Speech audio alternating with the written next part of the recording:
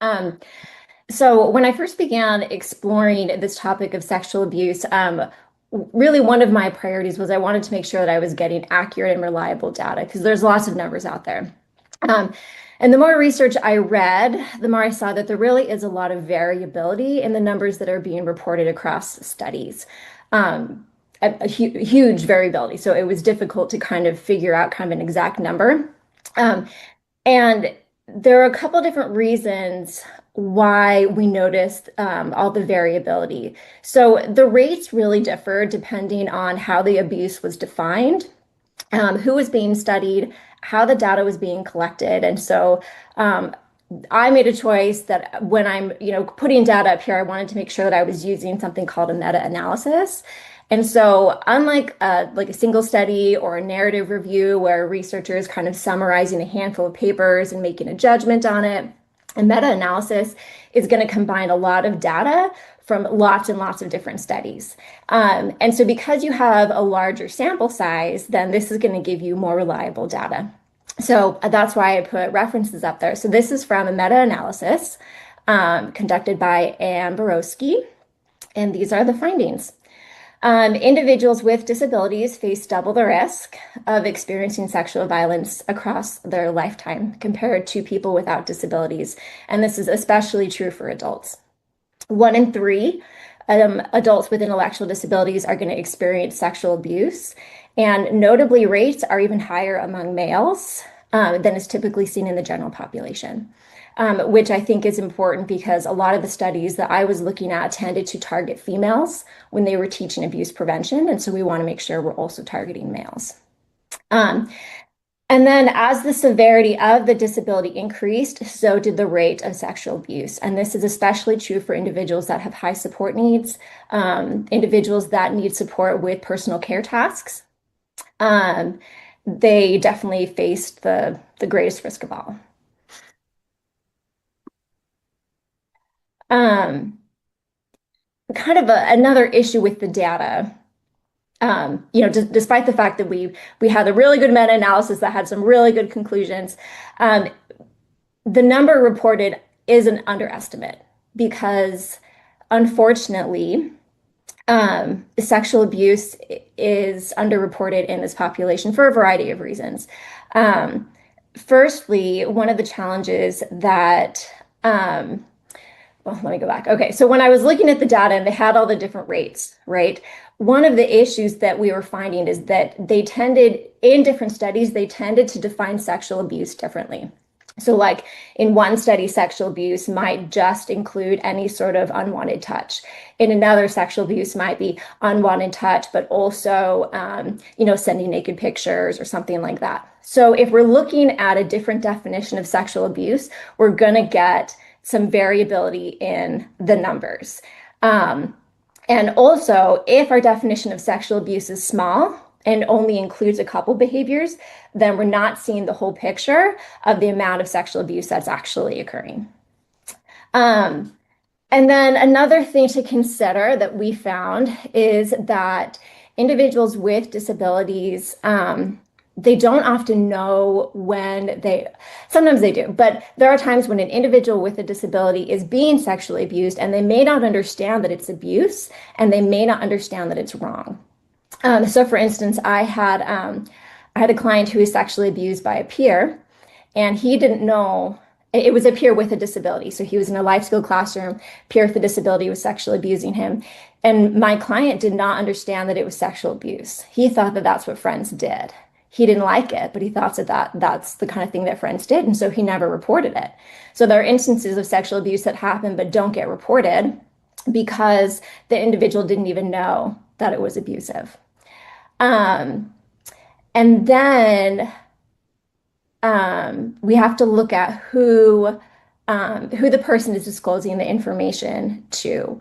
So you might have an individual that has a disability and sexual abuse happens and they report it to a parent, but then the parent doesn't go and report it to the authorities. Or it might never go to court, or sometimes it's just like, it just happens in-house. And so it really is difficult to look at the data and make a really true conclusion because the frequency of abuse that happens is it's pretty big. It's pretty big. Um, One thing I want to go back and talk about is defining sexual abuse. So one thing that I have seen is when sexual abuse is being reported, one thing that can kind of get in the way of that is whether or not people see the relationship as being consensual or not. So, for instance, if you have two people with disabilities that are engaging in a consensual sexual act, but the staff thinks that this isn't okay, they might report it as abuse when it wasn't actually abuse. Or you might have two people that have disabilities and are dating, and one of the individuals may not be able to consent, and there might be some abuse that's happening, but the assumption is, well, they're in a relationship, so it can't be abusive. So those are some ways that the numbers can get a little bit skewed, and why we have to be careful when we're looking at the information that's even out there. Okay, so who are the perpetrators? Sorry, I had some notes really fast. Okay.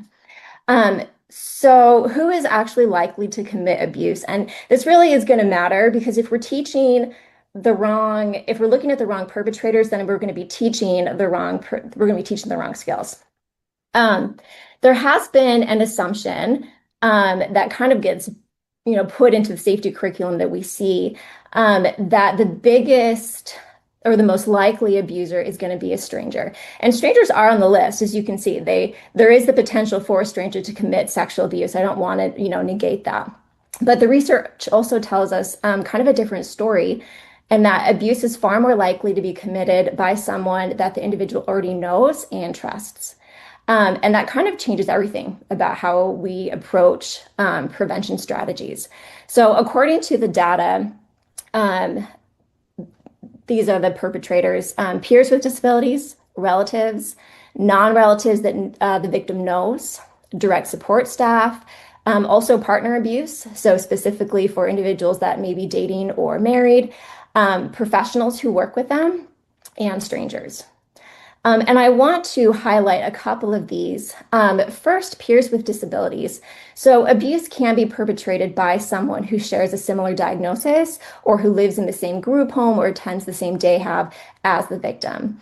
And we sometimes have a tendency to assume that individuals with disabilities are always the victim and never the perpetrator. And the reality is, it's going to be a little bit more complex than that. And so, we need to make sure that our programming is reflecting that.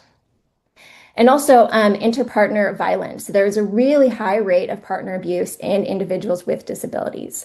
And it can be easy to miss or dismiss this, especially when we assume that, in a dating relationship, everything is consensual and everything's, status quo. We may not always be looking at some of the subtler signs of abuse that are happening. Especially if it occurs in relationships. And we will talk some more about, there's some data, very interesting data about individuals with disabilities that are in a relationship and why they stay in some of those abusive relationships. And then lastly, which I think is so important, especially if we're working with the adult population, is direct support staff and caregivers.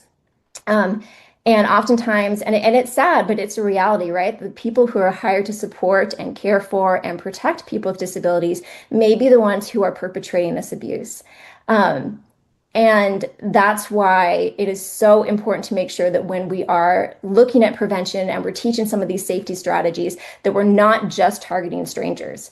Because like the quote says on top there, there's no known profile that predicts abuse. Predators can have any title, any role, right? And if we're only teaching people with disabilities to respond to strangers, or we're only teaching people with disabilities to respond to partner abuse, we're missing a lot of skills, and we may be not setting our client up, but we're not taking the opportunity to actually teach them the skills that they're going to need in order to stay safe. And we don't just have to, take look at that list. You don't I just have to look at the list that I gave you because the numbers do really back this up. So this is research from Hartro, Elias, and Davis, and we are including references. So all of the references that we have is going to be in the handout, so you can go back and read through these. But they did a study in 2021, and they found that 1 in 3 perpetrators of sexual abuse were family members or acquaintances. So that's people that our client actually knew, right? Or people that our client trusted and relied on. And then even more striking is that 44% of perpetrators had an actual care provider relationship with their victim. So these weren't strangers that were, kind of lurking outside. Or sometimes we have this picture in our head of the creepy looking guy. That's not really what's happening here. These are care providers. We're letting them into the individual's life. Families are, systems are, right? And those are the ones that seem to be kind of perpetuating this abuse that we see. Okay. And so really what this tells us is that teaching stranger danger may be insufficient. And Carolyn is going to talk about this more, but essentially stranger danger is this idea that all strangers are dangerous. They're the ones that you trust the least. They're the ones that are most likely to harm you. And this is going to create a false sense of safety.